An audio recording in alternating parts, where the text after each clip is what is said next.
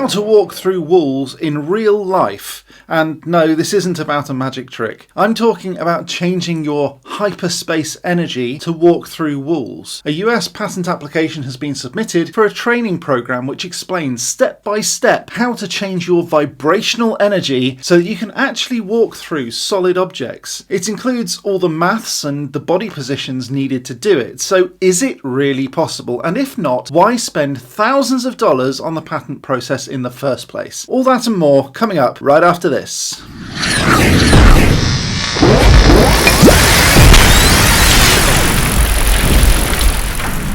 Hi, I'm Neil. In 2009, a film called The Men Who Stare at Goats, seriously, that's what it's called, was released. It tells the story of a secret operation within the US military that was convinced that they could walk through walls. The only issue was aligning themselves with the atoms of the wall so that they could walk through it. This movie, starring George Clooney, was apparently a comedy. I didn't find it very funny, and not because I take this subject too seriously. I'm not like that, and I can prove it. Here's a great big pile of steaming but rather because none of these jokes actually landed. They're good at pooping.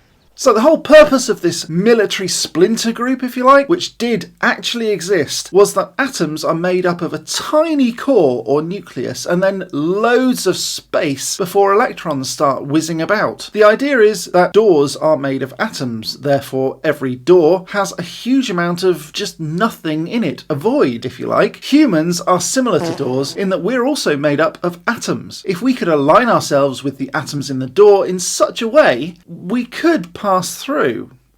Couldn't we? Well, the US military genuinely thought that the answer was yes, and so does this patent application. It makes perfect sense, doesn't it? You see, you'll usually see an atom drawn like this, with the nucleus or core made up of protons and neutrons, and electrons just orbiting like some weird solar system. But the truth is that that really isn't to scale. If an atom were the size of a basketball and the electrons were this rubber wall, then the nucleus would still be far too small to see with the naked eye. And that's because an atom is mostly empty space. In fact, it's 99.99999999996% empty space. That's headed towards almost nothing there. Surely, with all that emptiness, the chances of hitting something physical is teeny tiny, isn't it? Well, let's just backtrack a little bit. What makes something solid in the first place? You look at a solid object like a brick, and it has mass, it has weight, and you can see a brick because light bounces off it.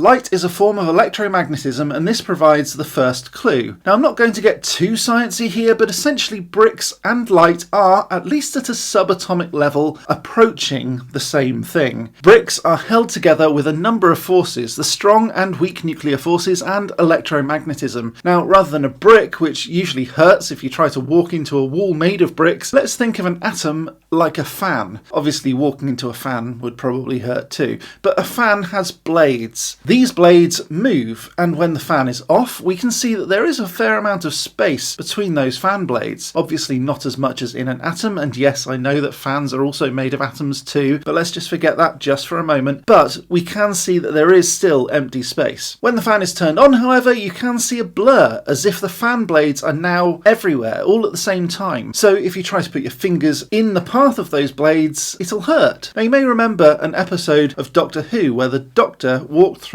a moving fan by avoiding the blades. But can you just walk through solid objects like that and avoid all of the physical stuff, all of the electrons, protons, neutrons? Well, some people say that you can. After all, an atom is 99.99999999996% nothing. Several CCTV clips exist of what you might think are people walking through objects you would never expect that they could walk through. They all have several things in common. The people caught on camera don't appear to slow down, they don't stop, and they're not really wearing anything special like some special teleportation suit. This footage shows a man walking through a solid metal gate like it's made out of smoke, like something out of Harry Potter. Yeah, like this. Then there's this CCTV footage of someone walking into a closed convenience store through some glass doors without them opening, without slowing down, without stopping. And in this second example, the eagle eagle-eyed amongst you will also notice that the date in the top left-hand corner here actually flickers just as he passes through. It flickers between 2016 and 2019. So it starts out in 2016 and then goes to 2019. So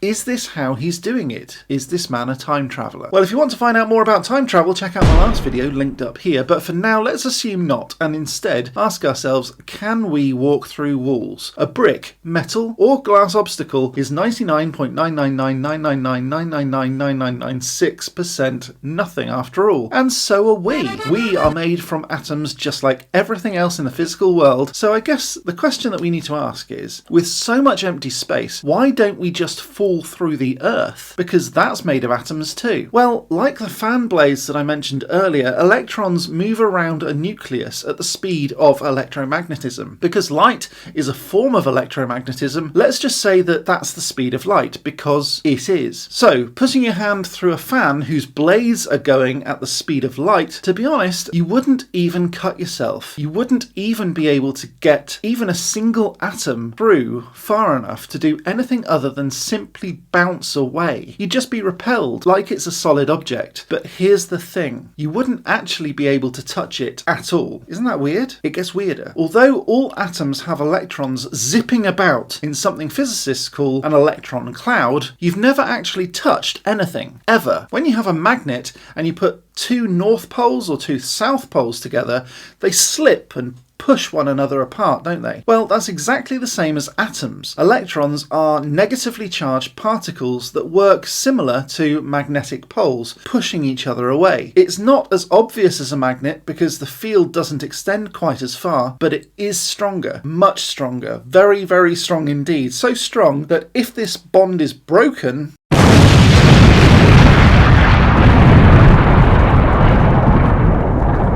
but we don't want to break these bonds, we just want to align ourselves in such a way that we can walk through those walls without touching anything, right? Well, aside from having to also align the atoms of our clothing at the same time, there might just be a teeny tiny glimmer of hope. You see, this is where it gets really weird and stops adhering to typical Newtonian physics that govern the macro world, which is the world in which we live, into the realms of quantum physics. But it's not as scary as it sounds. Unlike the blades of a fan, electrons don't move in an orbit as such, and this is where it gets seriously strange. Electrons exist in the quantum realm, which sounds a bit like something from the Marvel universe. I was in a place called the quantum realm. And the quantum realm is like its own microscopic universe. To get in there, you have to be incredibly small. But it is real. It's just really, really tiny. Anyway, the quantum realm acts a little differently than the macro realm, which is what you and I might call normal reality. Electrons are a bit weird, and I know that this will probably make it feel like I'm just talking nonsense, but electrons could be pretty much anywhere at any time, rather than working in a cyclical orbit. And so, rather than saying with any certainty that an electron will be somewhere, quantum physicists use probabilities to predict where an electron is likely to be at any time. This is Heisenberg's uncertainty principle, and it's really complicated to explain, so I'm not going to bother in this video. But this is relevant because we can't work out this for a single atom at the moment anyway, not with certainty. And so we won't know how to align one brick atom with one human atom, let alone the 7 octillion atoms in an average human body. And by the way, that's not just a number I made up, that's 7 with 27 zeros. Counted them myself. That's a lot, and we can't even align one single atom on its own in a specific way, let alone aligning it with another atom of different matter, and then expanding that to 7 octillion seems like a bit of a stretch. Assuming that we could though, could we then walk through walls? Well, possibly, but that's still much more difficult than we might think, and here's why. Ignoring electromagnetic fields for a second, we do know that there are such events as one particle passing through another particle in what might be thought of as solid matter, and this is called quantum tunneling. Let's use an analogy for this one. It's like driving a car and trying to get from one side of the house to another side of the house. The only real way is around the house or driving through, in which case you'll probably destroy the house or the car or both. In quantum tunneling, the object acts more like a wave than a particle, which can essentially travel through the object and then reconfigure on the other side. And it's been observed, by the way, it's been proven to be true. And I'm not just making this up. So in theory, at any point in time or space, it's possible to have one or more atoms quantum tunnel through the other atom. And so yes, you could walk through walls, but it would probably kill you. I think not, you scallywag. Except that the probability of this happening is so excruciatingly minute that it'd just never really happen in reality. Otherwise, even the rarest of occasions of people falling through the Earth, even partially through the Earth, even maybe getting stuck in the Earth, would be reported. At least once, and yet no one in the history of humankind has ever had that happen to them, as far as we know. Yet the US government did think in the 60s that through meditation and changing the vibrational state of the mind, people could control their physical being and walk through walls. Now, if they could, why would they be able to walk through a wall this way and not fall through the earth this way? That part just makes no sense to me. After a bit more searching online, you can find a patent filed with the US Patent Office that shows how to train yourself to be able to walk through walls. If you want to read that, by the way, the link is down in the description, but I'm not going to accept any responsibility for any broken noses or other harm that you will inflict upon yourself when it ultimately just doesn't work. But it does make you wonder, why would someone spend thousands of dollars on a patent application if they just knew it didn't work? Was it just a very expensive hoax by a rich person who was too bored? Let me know your thoughts down in the comments. And when it comes to some of the footage that I showed you from earlier in the video from the CCTV cameras, some people think that that could be time travelers. Is this just a clever camera trick or magic trick, or are they really doing it? Let me know your thoughts down in the comments, and perhaps they are even using other dimensions other than right here and right now to achieve this. Are they using multiple time zones to walk through walls? Well, maybe that's a subject for another future video. If you like this video, please do click that like button and subscribe and ding that bell, and that way then you can catch more of this sort of stuff. A huge shout out to these amazing people.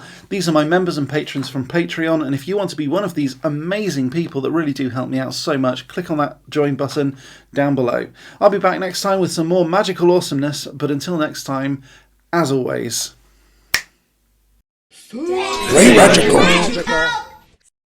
my auto cue isn't updating, and so I can't tell you the rest of that sentence because I can't remember it. The only issue was... What's an issue?